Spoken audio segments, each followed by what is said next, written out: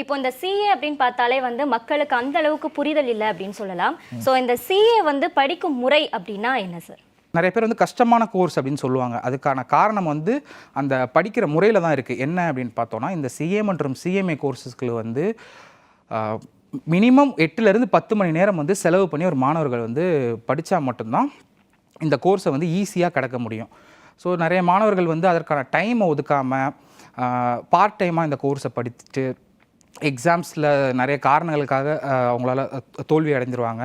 So இந்த மாதிரியான ரீசன்ஸ்லாம் மாணவர்கள் வந்து இதை கஷ்டம் அப்படின்னு சொல்கிறதுக்கான ஒரு இதுவாக அமைஞ்சிருக்கு.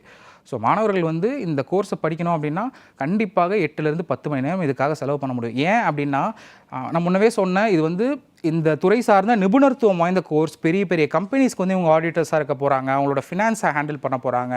இப்படி இருக்கும்போது இந்த ஃபீல்டை பற்றின ஒரு 90% நாலேஜ் வந்து அவங்களுக்கு தேவைப்படும். ஸோ அந்த நாலேஜை கேதர் பண்ணணும் அப்படின்ற பட்சத்தில் இதற்கான டைமை ஸ்பெண்ட் பண்ணி மாணவர்கள் படித்தா இதை பாஸ் பண்ணுறதுக்கு எளிமையாகவும் இருக்கும்.